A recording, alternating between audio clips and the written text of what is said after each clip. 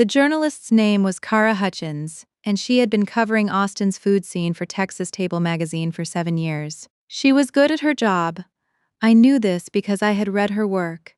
Because reading about food is something I do the way other people read about sports or politics.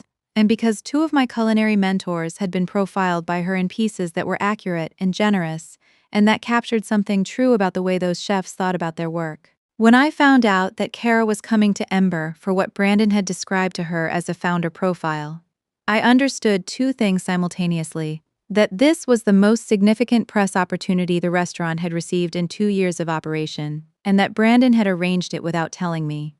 I found out on a Tuesday. The interview was scheduled for Thursday at 2 o'clock. I know this because the information came from a friend of mine who knew Kara professionally and who had mentioned in a completely unrelated conversation about a different restaurant that Kara was doing a piece on Ember this week.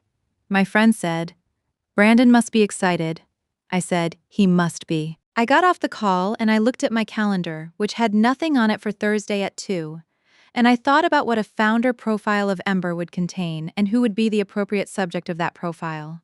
Then I called the restaurant's general manager, told her I would be coming in at 1:30 on Thursday, and asked her not to mention it to Brandon. Welcome back to the empty chair, where the women who built things finally stop letting other people take the credit. If you have ever watched someone put their name on your work, this story is for you. Subscribe before you keep going, because what happened when Kara Hutchins asked Brandon Walsh one specific question is something I want you to hear in full. My name is Chen. I am 31 years old, and I'm the executive chef and co-founder of Ember, a restaurant in Austin, Texas that Austin Monthly named the best new restaurant in the city 14 months after we opened. I designed the menu, I developed every recipe, I hired and trained the kitchen team. I created the aesthetic, the warm lighting, the open kitchen, the specific way the tables are spaced so that the room feels intimate without being cramped. I named the restaurant Ember because I wanted something that suggested heat and transformation and the specific alchemy of cooking, which is the transformation of raw things into something that could not have existed before the process. Brandon Walsh provided the capital, $180,000, which covered the build-out, the equipment, the initial inventory, and the first 3 months of operating costs while we found our footing. It was a significant contribution, and I want to be honest about that from the beginning, because accuracy matters to me and because the story I'm telling is not a story about someone who contributed nothing. Brandon contributed capital. What I'm telling you is what he contributed, and what he did not contribute, and what the difference between those 2 things looks like when a journalist from Texas Table sits down to write a founder profile. I grew up in a restaurant. My parents owned a Chinese-American diner in San Antonio for 22 years. Not a fancy place, not the kind of place that gets written about in magazines, but the kind of place where regulars came 3 times a week and knew the specials before they were written on the board, and where the food was made from scratch every morning by my mother, who learned to cook from her mother, who had learned from hers. I started in the kitchen at 8, doing prep work, and by 12 I was running the line on Sunday mornings when the rush hit and my father was managing the dining room. I understood the economics of a restaurant before I understood algebra. I understood food before I understood almost anything else. I went to culinary school at 19, worked in 4 kitchens in 3 cities over the following 8 years, and arrived in Austin at 27 with a clear vision of the restaurant I wanted to open and no capital to open it with. The vision was specific: a menu that worked with Texas ingredients through the lens of the cooking traditions I had grown up with, not fusion in the way that word usually gets used. Not 2 cuisines awkwardly combined, but something more integrated, where the techniques and the flavors and the thinking were genuinely merged into something that could only have come from someone who had lived inside both traditions simultaneously. The smoked brisket with ginger scallion sauce that has been on the menu since we opened, and that people specifically drive to Austin for, the sweet corn soup with miso and crispy shallots. The banana pudding with cardamom and sesame brittle that Kara Hutchins would later describe in her piece as the dessert that makes you understand why this restaurant exists. I had the vision and the skills and the relationships. I knew the farmers whose produce I wanted to use, the butcher whose beef I had been working with for 2 years, the pastry chef who agreed to come on board if I could get the restaurant open. What I did not have was $180,000. I met Brandon Walsh at a fundraiser for a local arts organization. I want to tell you about the first year in more detail, because the first year is where the restaurant was actually built. And understanding what that building looked like is necessary for understanding what it meant when someone else began to describe themselves as its architect. The opening week was the hardest week of my professional life. And I have worked in kitchens that were genuinely brutal, kitchens where the chef ran service by fear, where mistakes were addressed by humiliation, where the pressure was sustained at a level that I now understand was both unnecessary and counterproductive. Those kitchens taught me what I did not want to build, which is perhaps as important as knowing what you do. The opening week of Ember was hard in a different way. Not the hard of a poorly run kitchen, but the hard of a perfectly planned system meeting reality for the first time and discovering all the places where the plan and the reality diverged. The line ran slow on the first 2 nights because the timing between stations was not yet automatic. The cooks knew their individual jobs but had not yet internalized the rhythm of how those jobs connected. I had anticipated this and had planned for it, and the guests on those first nights were forgiving in the way that guests at a new restaurant tend to be when the food is genuinely good and the room feels right. By the 5th night, the timing had found itself. By the end of the 2nd week, service felt like service, not like a series of individual tasks being executed in sequence, but like a single continuous motion. I was in the kitchen every night for the first 3 months without exception. Not because I did not trust the team I had hired carefully and the team was strong, but because the first 3 months are when the kitchen culture is formed, and kitchen culture is formed in the moments between the planned ones. The way a station responds when something goes wrong, the way knowledge moves through the line during a busy service, the specific shorthand that develops between people who have worked together through enough difficult moments to have built a shared vocabulary of problem solving. These things cannot be delegated. They can only be built by being present while they are forming. Brandon was present too in the ways I have already described, and I want to be fair about what those ways were because accuracy requires it. He was at the restaurant most evenings in those first months, usually in the front of house, and he was good at what he was doing there. He had a quality I genuinely respected, which was the ability to make a person feel like the most interesting person in the room, and in a restaurant context that quality is enormously valuable. Guests who felt that way came back and brought people. The early months needed that. Brandon provided it. What he could not provide and what I think he understood he could not provide, but did not fully grapple with the implications of, was any input on the thing that was actually making the restaurant what it was. He could not taste the corn soup and tell me whether the miso balance was right. He could not stand at the line during service and see that the protein was going out half a degree too cold. He could not look at a dish being plated and understand that something in the composition was slightly wrong. Not wrong in a way a guest would necessarily identify, but wrong in the way that accumulates across a service and slowly flattens what the food is doing. These are not criticisms of Brandon, they are descriptions of a person who is not a chef operating outside the scope of what a non-chef can assess. The problem was not that Brandon lacked these abilities. The problem was that as the restaurant became successful, and the success became visible, and the press began to arrive, the thing that was visible, the room, the guests, the business performance, was things Brandon could speak to fluently. The thing that was less visible, the 18 months of recipe development that preceded the opening, the daily creative work of maintaining and evolving a menu, the kitchen culture that produced consistent execution, was harder to see from the outside and easier to elide when describing the restaurant to someone who had not been inside the kitchen. I understood this intellectually for most of the first year. It was in the 2nd year, as the pattern of Brandon's public self-presentation shifted, that I understood it in the way that costs something to understand. The specific moment I remember most clearly was a Tuesday afternoon about 18 months after we opened, when I was at the farmer's market talking to the produce supplier I had been working with since before Ember existed. A woman named Gloria who had been growing herbs and specialty vegetables for Austin restaurants for 15 years and who knew the restaurant community as well as anyone. She said, in a conversation that had begun about whether her new variety of shishito pepper was interesting enough for the fall menu, I heard Brandon talking about the restaurant at the Austin Food and Wine event last weekend. He's very proud of what you've built, I said. What did he say? Gloria said he talked about the concept, the sourcing philosophy, the menu development. He sounded very knowledgeable. I said, did he mention me? Gloria said. He said he had a great team. She said it gently, which told me she understood what she was telling me. I went back to the restaurant and I started the documentation folder. In the fall of my second year in Austin, he was in commercial real estate and had recently sold a portfolio of properties at a significant profit and was, by his own description, looking to invest in something interesting. We talked for 40 minutes and I told him about the restaurant concept, and he asked smart questions about the business model and the market and the projected timeline to profitability. He was not a food person.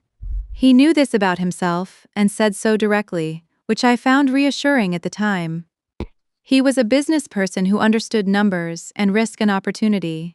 And what I was describing sounded to him like a good opportunity. We met 3 more times over the following month. He reviewed the business plan I had prepared, 37 pages, every number verified, projections based on comparable Austin restaurants at similar price points with conservative and optimistic scenarios, both clearly labeled. He asked a lawyer to review the partnership agreement I had drafted, which established the ownership split 51% to me, 49% to him, and the operational structure, which gave me full authority over the menu, the kitchen, the hiring of culinary staff, and the creative direction of the restaurant, with shared authority over major financial decisions. He signed the agreement in January. We opened Ember in March. The first year was the kind of year that either makes a restaurant or ends it, and I want to describe it accurately because it is the foundation of everything that follows. The first year looked like this. I was in the kitchen 6 days a week, often 12 hours a day, doing the work of building a kitchen culture that could sustain the restaurant's vision without my constant physical presence at every station. Training the line cooks, not just in technique but in the specific thinking behind each dish. Why the temperature mattered, why the timing mattered, what the dish was trying to do, and therefore what success looked like. Running the creative development in parallel with the service, which meant testing new dishes on my days off and integrating them into the menu when they were ready. Brandon came to the restaurant twice a week, sometimes more. He sat at the bar and talked to guests and was present in the front of house in a way that was genuinely useful. He was charming and well-connected, and he brought his network through the restaurant in the early months, when we needed every table filled. He handled the financial reporting and the relationship with our accountant and the quarterly conversations with our insurance provider. These were things I was glad not to be doing, and I said so, and I meant it. Our division of labor worked in the first year because the boundaries were clear and we both understood what fell within each of them. The Austin Monthly piece came out 14 months after we opened. Kara Hutchins was not involved, it was a different writer, a shorter piece, a Best New Restaurant designation, that brought a significant wave of reservations and that established Ember in the Austin dining conversation in a way that the previous 14 months of steady, positive word of mouth had built toward. It was the moment when the restaurant became known beyond the people who had discovered it on their own. After the Austin Monthly piece, something shifted in how Brandon talked about the restaurant. Not dramatically, he had always been proud of Ember and had always spoken about it with the genuine enthusiasm of someone who had bet on something and watched it pay off. But the language changed. The Austin Monthly piece had described the restaurant's founders without naming either of us specifically, and Brandon began, in the weeks after it ran, to describe himself in contexts outside the restaurant as the founder of Ember. Not a founder, the founder. I heard this from 3 different people before I addressed it directly, each of them recounting a conversation they had had with Brandon at a social event or a professional gathering in which he had described Ember as his restaurant. I addressed it directly on a Thursday evening after service, sitting across from him in the empty dining room. I said, "Brandon, I've heard from a few people that you've been describing yourself as the founder of Ember." He said, "I am a founder, we both are." I said, "Yes. Both of us, I've heard you described as the founder, not a founder." He was quiet for a moment, then he said, "I don't think I've said it that way, but if I have, I'll be more careful." I said, "Thank you," and I thought the conversation had accomplished what it needed to accomplish. It had not accomplished what it needed to accomplish. Over the following 8 months, the pattern continued and expanded. Brandon began attending food industry events that I was not attending, panels, openings, networking dinners, and representing Ember there in ways that I heard about afterward from other chefs and restaurateurs who knew both of us. He was consistently described by people who met him at these events as the person who had created Ember or who had started Ember. He began an Instagram account for himself, separate from the restaurant's account, on which he documented his visits to Ember and described himself in the bio as founder of Ember, Austin's best restaurant. The best restaurant designation was from Austin Monthly's piece about us. It was being used in his personal branding. I documented all of it. I want to be clear about this. I documented it not because I was planning a specific confrontation, but because documentation is something I do. I keep records of things that might matter later. It is a habit I developed in professional kitchens, where the difference between a good service and a disaster is often the difference between what was written down and what was left to memory. I started a folder in my email labeled Partnership in month 18 of the restaurant's operation. I saved screenshots of Brandon's Instagram posts. I forwarded myself the emails I sent him flagging specific instances in his responses, which were consistently mild and consistently followed by a continuation of the behavior. The Texas Table call was the moment when the scale changed. Texas Table is not Austin Monthly. Texas Table is a regional publication with national distribution, the kind of magazine that gets picked up in airport bookstores and that serious food people read. A cover story in Texas Table would be the most significant press Ember had received. It would shape how the restaurant was understood by an audience well beyond Austin, and Brandon had arranged it, had called the magazine, had pitched the story, had scheduled the interview, without telling me. I found out on Tuesday. I arrived at the restaurant on Thursday at 1:30, an hour before Kara Hutchins was scheduled to arrive, and I sat in my office and prepared. I had brought the partnership agreement, the business plan, copies of the menu from every iteration since we opened, the documentation of Brandon's pattern over the previous 8 months, and the knife my grandmother had given me when Ember opened, a Japanese chef's knife, custom-made with my initials engraved on the blade. She had saved for it for 6 months. I bring it to every service. I brought it Thursday because it is always with me when I'm doing the most important work. And Thursday was important work. Brandon arrived at 1:50. He came through the back, which is unusual for him.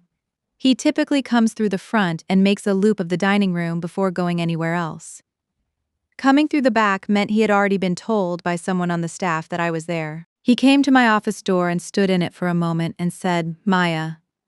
I said, "Hi, Brandon." He said, "I was going to tell you about this." I said, "When?" He said, "Before she arrived." I said, "It's 1:50. He said, "I know." I looked at him and he looked at me and I said, "Let's go meet her."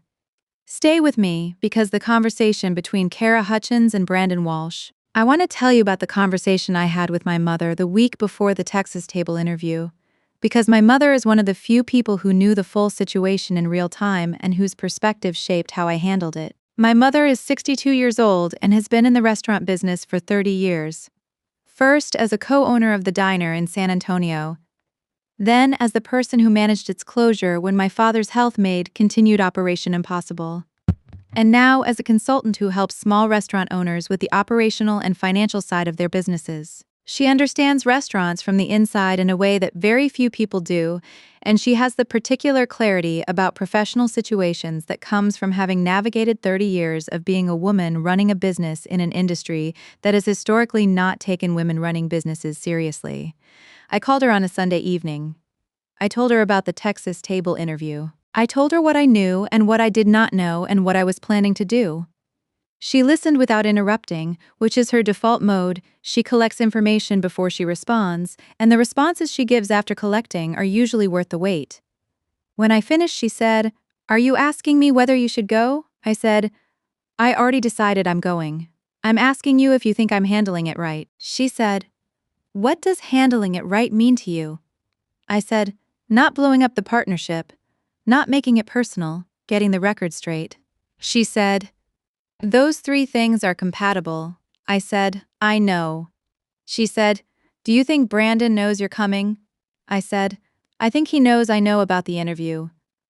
I think he doesn't know I'm planning to be there." She was quiet for a moment. Then she said, "Your grandmother is going to want to hear the story." She said it in the specific way she says things that are funny and also true. And I laughed. And then she said, "Maya, you built that restaurant?"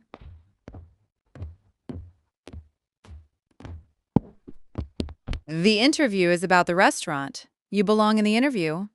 I said, I know. She said, then go. I said, I'm going. She said, bring the knife. I had not told her about the knife. She knew it was there. She had been at the opening dinner when my grandmother gave it to me. But I had not said anything about bringing it to the interview. She knew anyway. Mothers who grew up in kitchens understand about knives. I also want to tell you about the conversation I had with Cara Hutchins after the interview, when Brandon had left and we were standing in the kitchen and she was finishing her notes. She said, I want to be transparent with you about something. The pitch I received from Brandon described this as a story about a founder who had identified an opportunity in the Austin dining market and built a successful restaurant around it. She paused. She said, that's not actually the story here, is it? It was not a question. I said, no, it's not. She said, I'm glad you were here. I said, so am I. She asked me one more question before she left, which was whether I wanted to say anything directly about the discrepancy between the pitch she had received and what she had found when she arrived. I thought about it for a moment. I said, I think the story you write will say what needs to be said.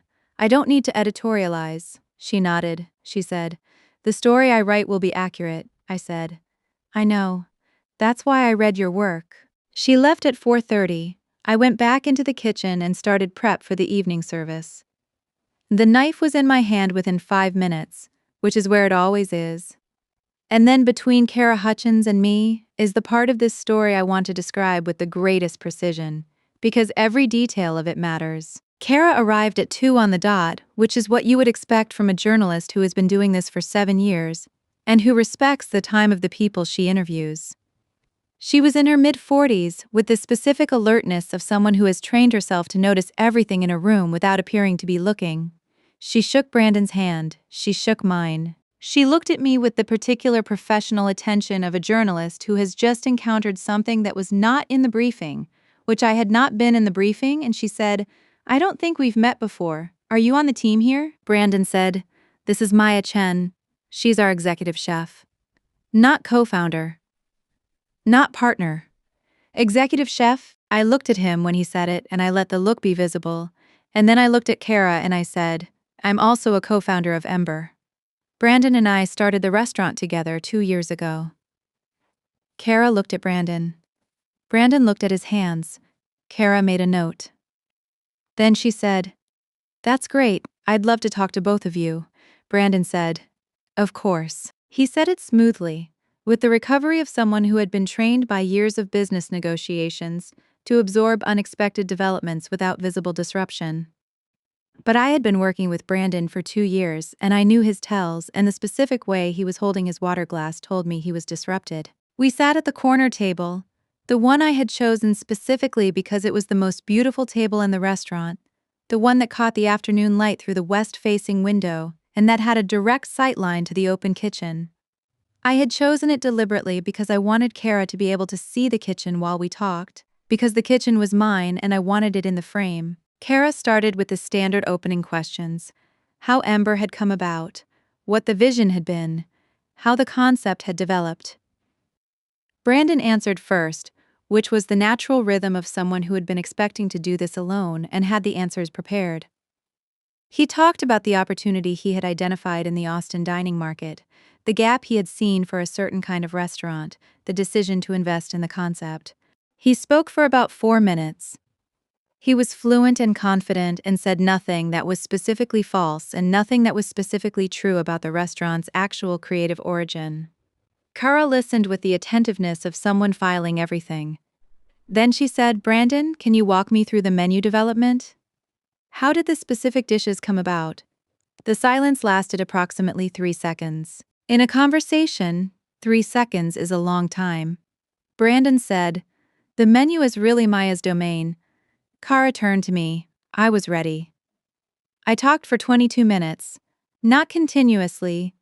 Cara asked questions and I answered them, but the 22 minutes was the sustained center of the interview, the part where the restaurant's actual creative history was told by the person who had made it. I talked about the smoked brisket and where the idea had come from, A meal my grandmother had made the summer I was 10, a Chinese braised pork that had the same low and slow patience as Texas barbecue, the same surrender to time and heat.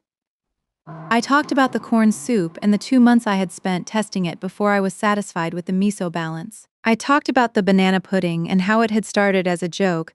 My pastry chef had dared me to make a banana pudding that didn't taste like banana pudding, and 3 weeks later, it was on the menu and it has been on the menu ever since. I talked about my mother's kitchen and my grandmother's knife, which was on the table in front of me, and about the specific inheritance of a cooking tradition that travels through hands rather than through text, the knowledge that exists in the muscle memory of a person who learned by standing beside someone who already knew. I talked about what I had wanted Ember to be when I described it to Brandon at that arts fundraiser, and I talked about what it had become. And I talked about the gap between those two things, which was smaller than I had dared hope. Kara was writing the whole time. Not recording, she had a recorder running, which she had shown both of us at the start, but also writing in the longhand of someone who uses the act of writing to process what she is hearing.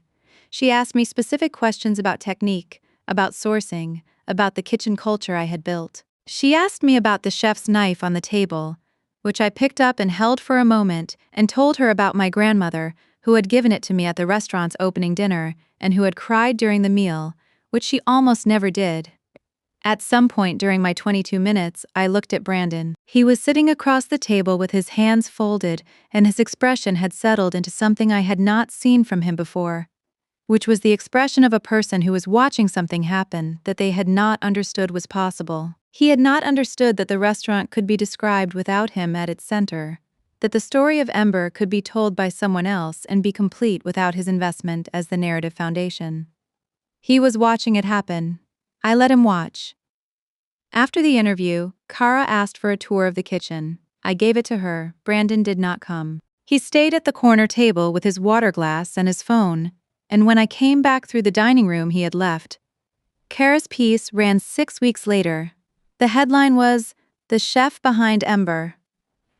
The subheadline was, "How Maya Chen Built Austin's Most Talked About Restaurant and What Cooking Has Always Meant to Her." Brandon was mentioned in the fourth paragraph, accurately and briefly, as the investor who had provided the capital for the opening. The piece was 4,000 words and he appeared in approximately 60 of them. I sent him a text the morning the piece ran. I said the Texas table piece is out. He did not respond that day. He responded the following morning with, "Saw it, congratulations." I said, "Thank you." And that was the whole of our exchange about it. The Brandon situation is ongoing in the sense that we are still partners. There is something I have not yet told you about the documentation folder, and I want to tell you now because it is the part of the process that I think is most practically useful for anyone who finds themselves in a similar situation.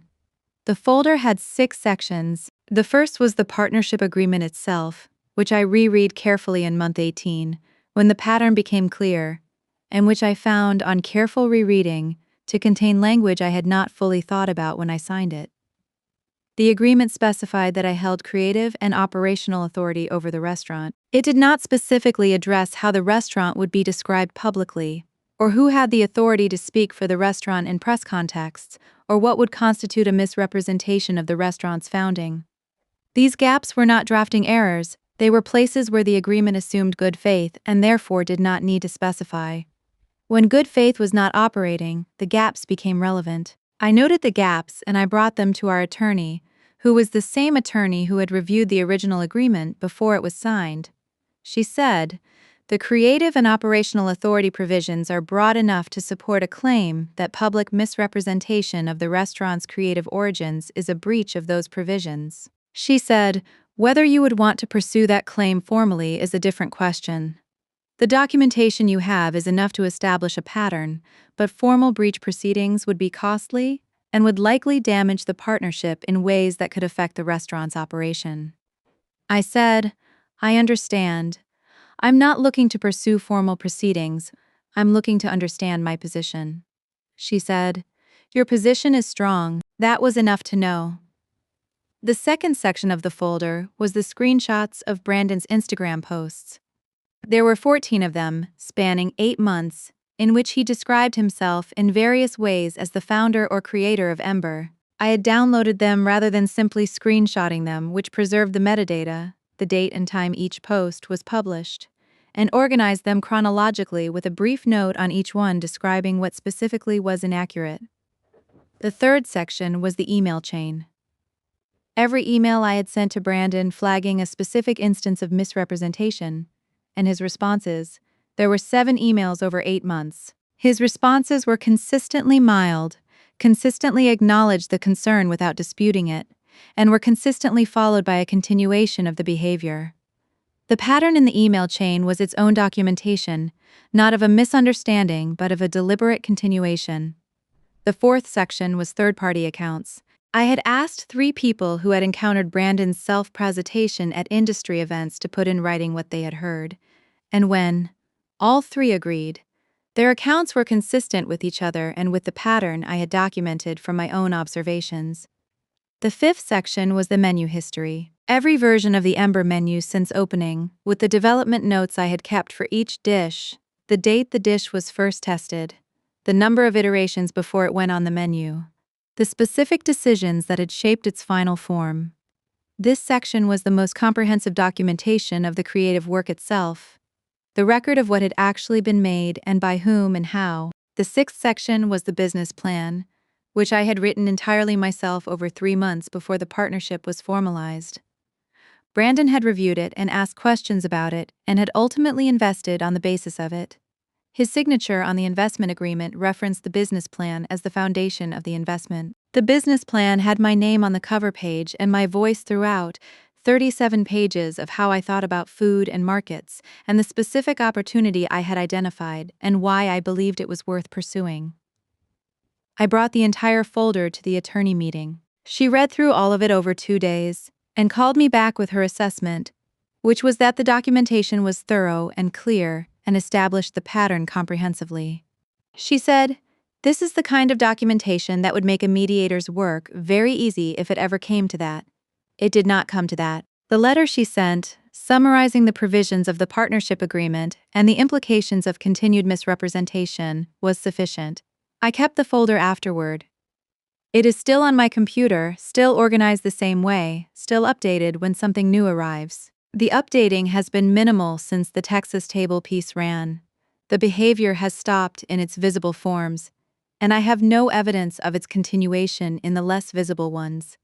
But the folder exists, and I know it exists, and I think Brandon knows I know it exists, and that knowledge is itself a form of the clarity I was looking for when I started building it. The agreement is still in place, the ownership split is still 51-49, and the restaurant is still operating under its terms.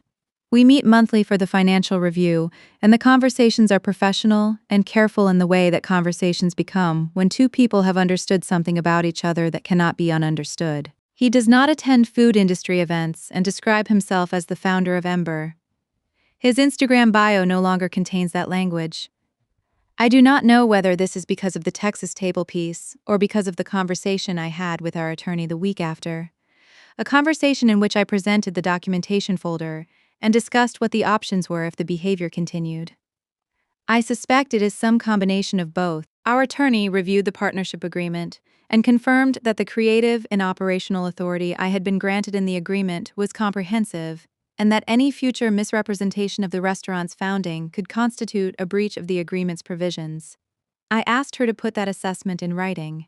She did. The letter is in the documentation folder alongside everything else. I want to tell you about the 43 emails in more detail, because they are the part of this story that changed something in how I understood what I was doing and why it mattered beyond the specific situation with Brandon.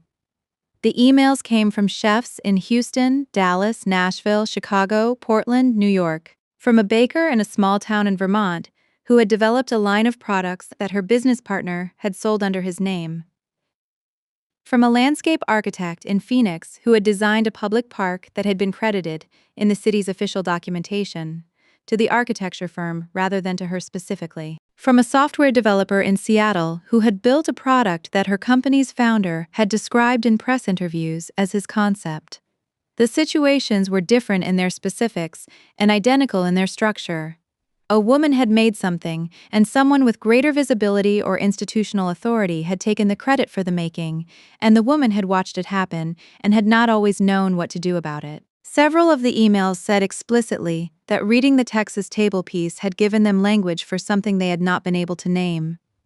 I want to think about that for a moment, because I think it is the most important thing the emails told me. Not the prevalence of the pattern, I had suspected the pattern was common, and the emails confirmed it. But the naming, the specific usefulness of having a word or a frame for an experience that has been happening to you without your being able to describe it. When an experience can be named, it can be addressed. When it cannot be named, it accumulates as a vague and unlocated discomfort that is easy to dismiss, to attribute to your own oversensitivity, your own excessive attachment to credit, your own failure to understand how collaborative work is credited in professional contexts.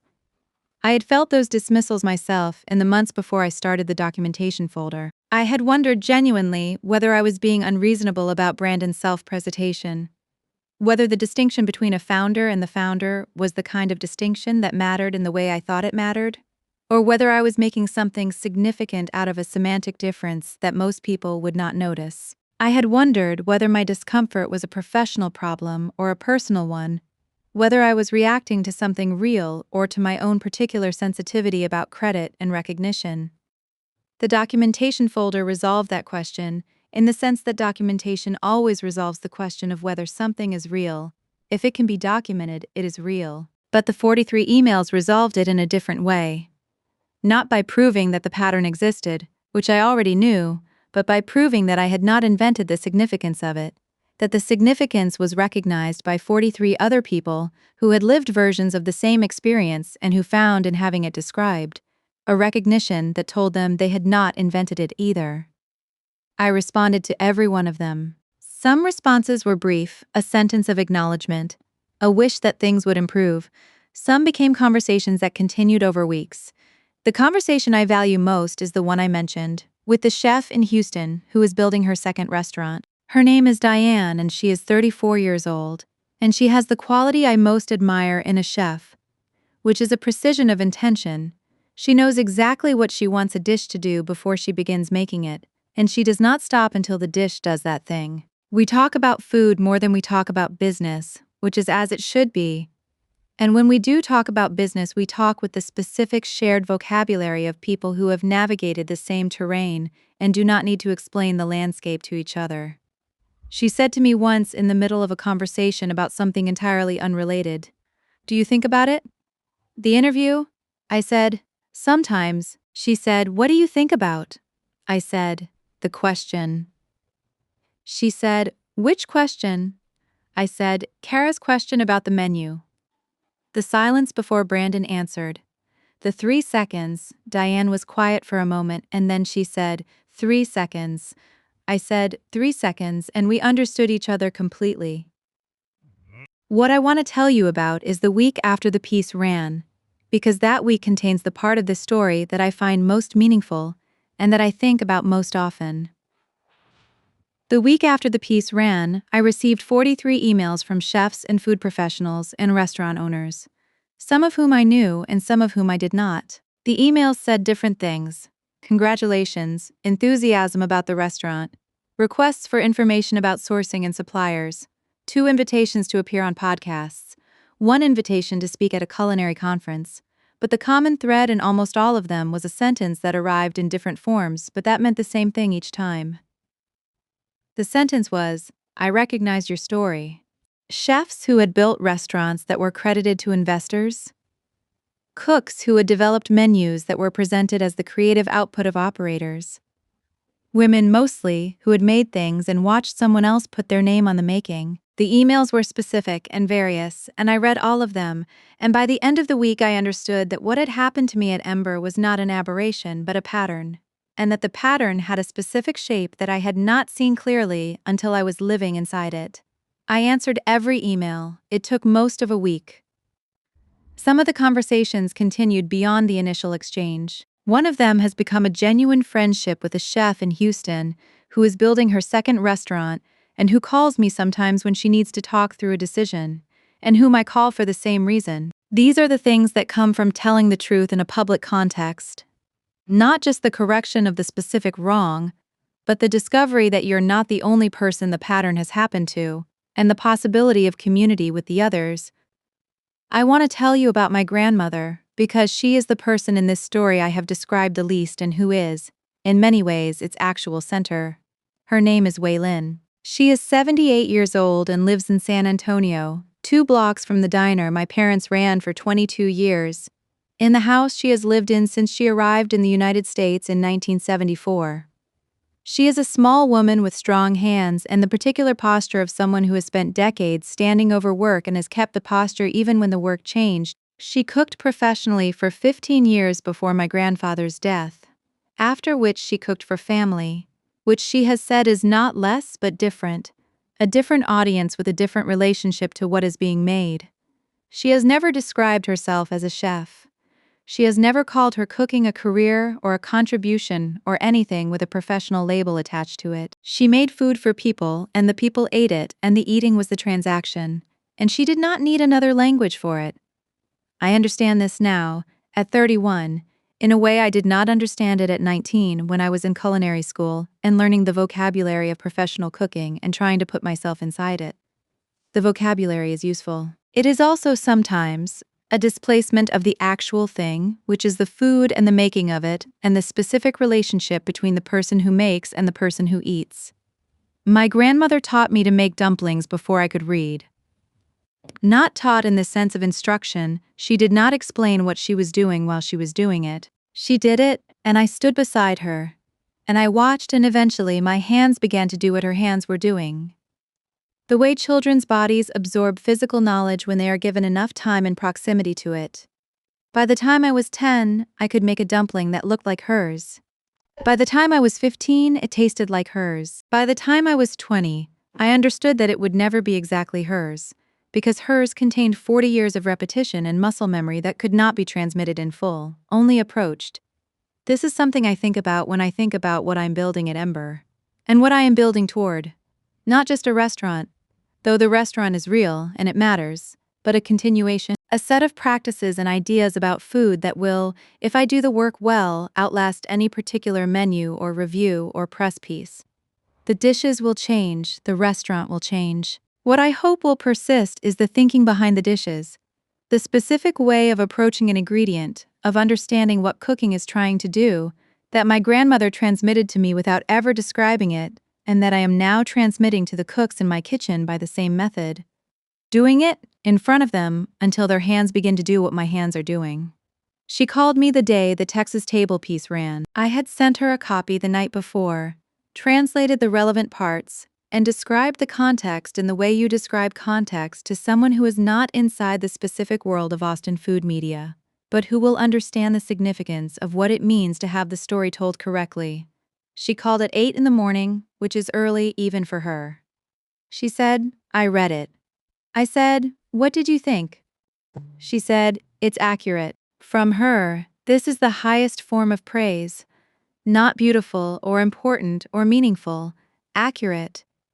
The thing she said about the story the journalist wrote about the restaurant I built is the same thing I'm trying to say about everything I make. It's accurate. I told her about the knife on the table during the interview.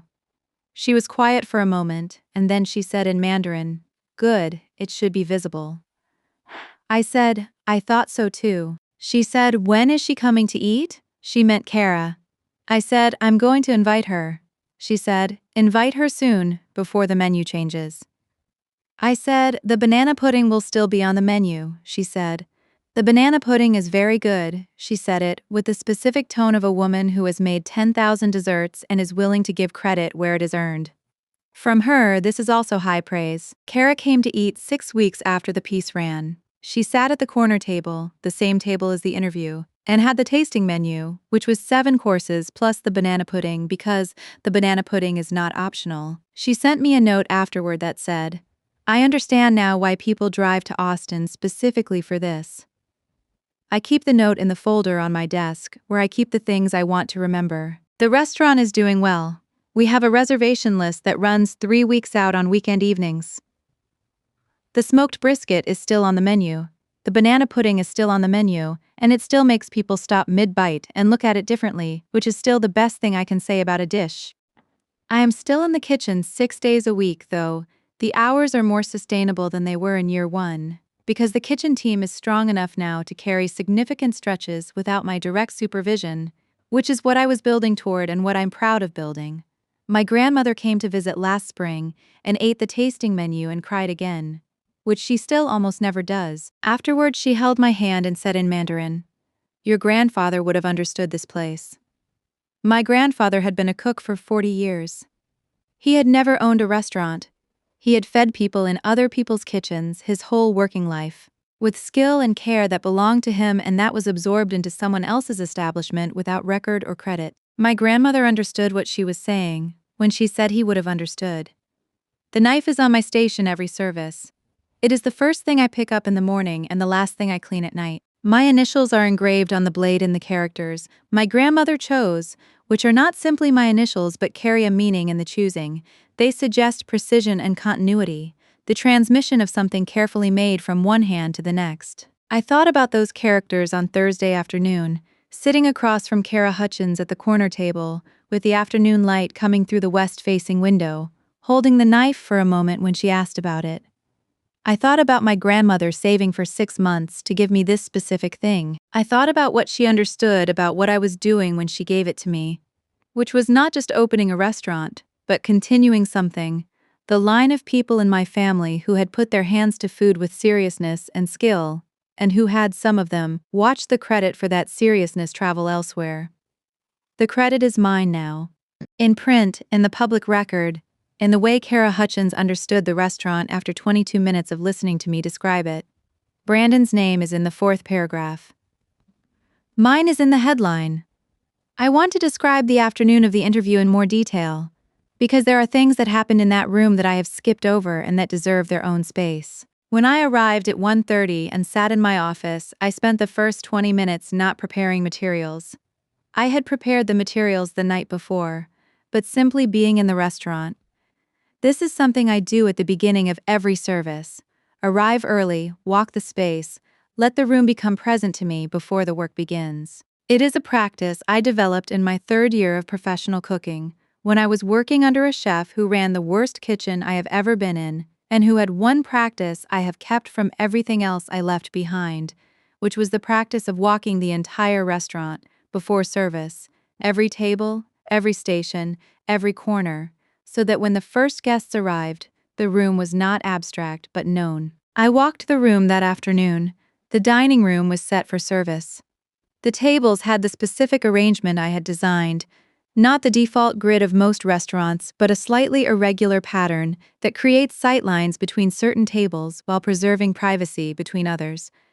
That makes the room feel full when it is half occupied and intimate when it is full. The afternoon light was coming through the west-facing windows the way it comes through in late afternoon in Texas, low and warm and slightly golden, and it was doing what I had designed the west-facing windows to do, which was to make the room look like the interior of something that had been built to last. I looked at the kitchen, through the pass. I could see the line being prepped for the evening service. I could see 2 of my cooks moving through the prep work with the specific efficiency of people who have done this enough times that the individual tasks have merged into a single continuous motion. One of them looked up and saw me at the pass and gave a small nod, which is the kitchen equivalent of a greeting during a focused moment, and I nodded back, and that exchange said everything it needed to say about what we had built together in 2 years. I sat at the corner table for a few minutes before 1:50, before Brandon arrived. I put the knife on the table. I looked at the room. I thought about the version of this restaurant that had existed in my head for 3 years before we opened, the specific vision I had described to Brandon at that arts fundraiser. The vision that had made him say, "Tell me more about that." I thought about whether the room in front of me was that vision realized, and I decided that it was not, in the sense that the vision in your head and the thing you actually build are never identical. The actual thing is always more specific, and more surprising and more itself than the vision, which is why you build it rather than simply imagining it. But it was the vision's descendant, the thing that grew out of it when it met reality, and standing in the room and seeing it clearly, and knowing that I had made it was something I wanted to stay with for a few minutes before the afternoon's other work began. Then Brandon came through the back and the afternoon began. I also want to tell you something that happened after Kara left and before the evening service started, which was a conversation I had with Marcus, my sous chef. Marcus has worked with me since the opening. He is 26 years old and has the particular talent of someone who came to cooking late.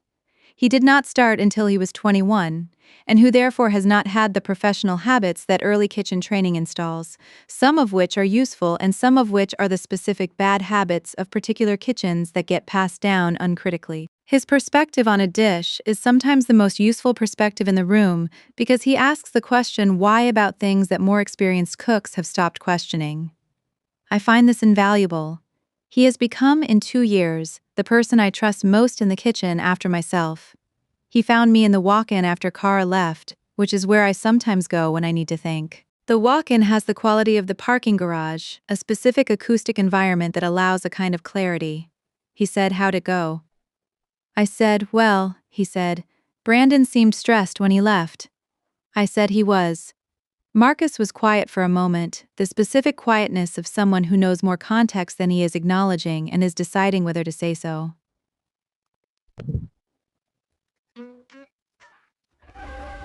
Then he said, "We've been watching this for a while, the staff. We wanted you to know we see it." I said, "I know." He said, "We talked about it, not in a way that was going to do anything, but we talked about it." I said, "What did you say?" He said, "That it was your restaurant." I looked at him for a moment. I said, "Thank you, Marcus." He said, "It's just accurate." He left. I stood in the walk-in for another minute and then I went to start the evening service. "It's just accurate." He said it the same way my grandmother had said it about the Texas table piece. As though accuracy was not a high bar, but the only bar that mattered, the minimum necessary condition for everything else. I think they are both right about that, and I think it is something I want to carry forward into every part of the work, not just the dishes. There is a version of this story in which Brandon and I have a dramatic confrontation, in which the partnership ends badly, in which the legal documentation is deployed in a formal proceeding, in which the resolution is definitive in the way that resolutions in stories are definitive. That version is cleaner and more satisfying in the conventional narrative sense. It is not what happened. What happened is messier and more ongoing and more representative of how these situations actually resolve, which is not in a single moment but in a series of smaller adjustments and clarifications that accumulate into a changed situation without any single point at which the change can be dated precisely. The situation changed. The documentation contributed to the change. The Texas table piece contributed to the change. The attorney's letter contributed to the change. And the accumulated record of who was in the kitchen, who developed the recipes, who hired the team, who designed the room, who was there every morning when the work began, that record contributed most of all, because it existed and because it was mine and because it was not going anywhere. The knife is on my station. Marcus is at the pass. The corn soup is on tonight's menu, a version of it. The menu changes with the seasons and this version has a different herb component than the original and is better, which is how it should be. My grandmother is in San Antonio, probably making dumplings. Probably with the specific quiet focus of a person who has been making the same thing for 60 years and has not run out of ways to pay attention to it. And I am in the kitchen, which is where I have always been, doing the work that was always mine to do. I want to say one more thing about credit and about what it means to need it, because I think this is the part of the story that is most commonly misunderstood when people encounter situations like mine from the outside. There is a version of the objection to what I did that goes something like this: credit is vanity, and the work is what matters, and the person who needs their name on something is missing the point of the making. I have heard versions of this objection, not directed at me specifically, but as a general principle about creative work and credit and the appropriate relationship between the two. It is a principle that is usually articulated by people who have not had their name removed from something they made. Credit is not vanity. Credit is accuracy. It is the correct identification of where something came from, which matters for the same reason that any accurate identification matters. Because inaccuracy has consequences, and the consequences of misattributed creative work fall on the person whose name is missing.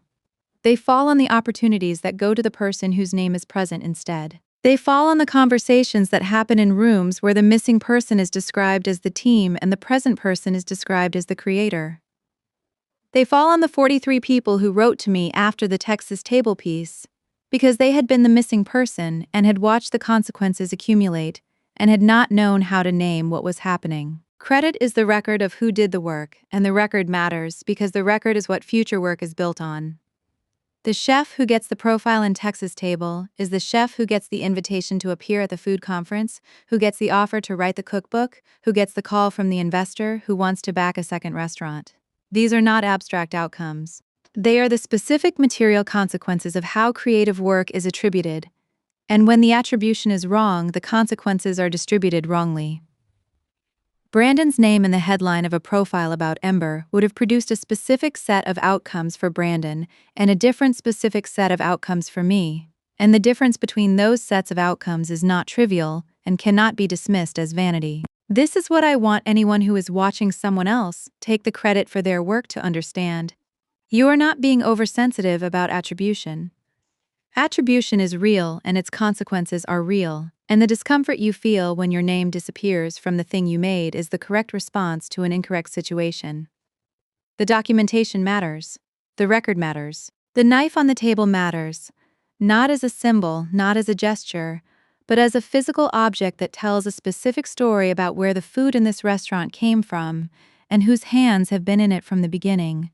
My hands in the kitchen every morning, making the food. That is the story. That has always been the story. Kara Hutchins wrote it accurately, which is the only thing I asked of her, and the only thing that was needed. Keep the records, show up to the interview, know what you made, and be willing to describe it when the moment requires it. The story of what you actually did is the most durable thing you have, and it belongs entirely to you, and no one can transfer it into their own name, not with a deed of gift, not with a magazine pitch, not with 4,000 Instagram followers who think the restaurant you built belongs to someone else. The knife is on the station. The corn soup is on the menu. And I am in the kitchen, which is exactly where I have always been. There is one last thing I want to tell you, and it is about a conversation I had with my mother the week after the Texas table piece ran, when she called to tell me that my grandmother had shown the piece to the women in her church group, and that 2 of them had asked for the restaurant's address. My mother said, "They want to make a trip.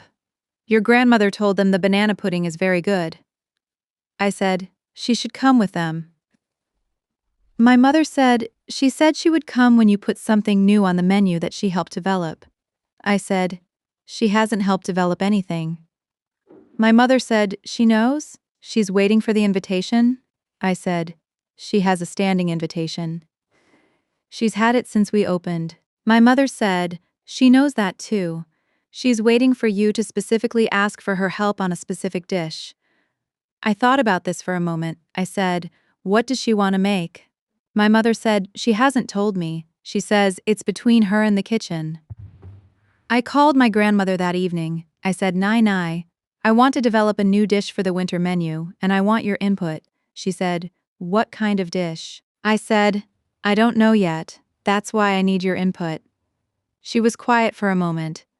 Then she said, "I'll come next weekend." She came the following Saturday.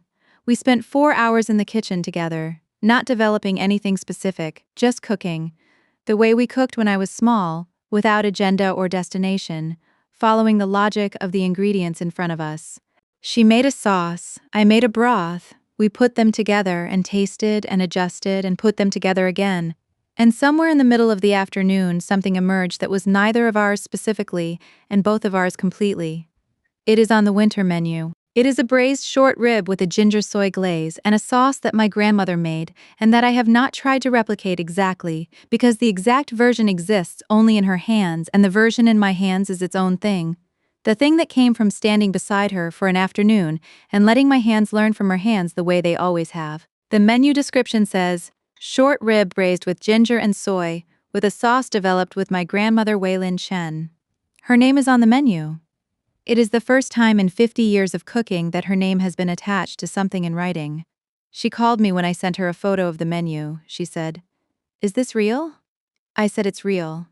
She was quiet for a long time. Then she said, "Good. Just good." In the same voice she had said it's accurate about the Texas table piece. The highest praise in the fewest words. This is what I'm building at Ember. Not just a restaurant, a record of the people and the hands and the traditions that made the food what it is. A place where the credit goes where it belongs to my grandmother, who taught me without teaching me, to Marcus, who asks why, to the farmers whose names appear on the menu next to the ingredients they grew, to the pastry chef who said yes before we had a space to put a kitchen in, and to me, in the headline where it belongs, where it has always belonged. If someone has been building their identity on something you built, if your name is in the fourth paragraph when it should be in the headline, hear this. The documentation exists. The emails, the screenshots, the partnership agreement, the 43 messages from people who recognized your story. The record of what you actually made is real, and it is yours, and it is findable by a journalist who asks the right question. Keep the records. Show up to the interview. Hold your grandmother's knife on the table where it can be seen. Drop one word in the comments that describes how this story made you feel. Just one word. Share this with someone who built something and watch someone else take the credit. Hit subscribe, and I will see you in the next one.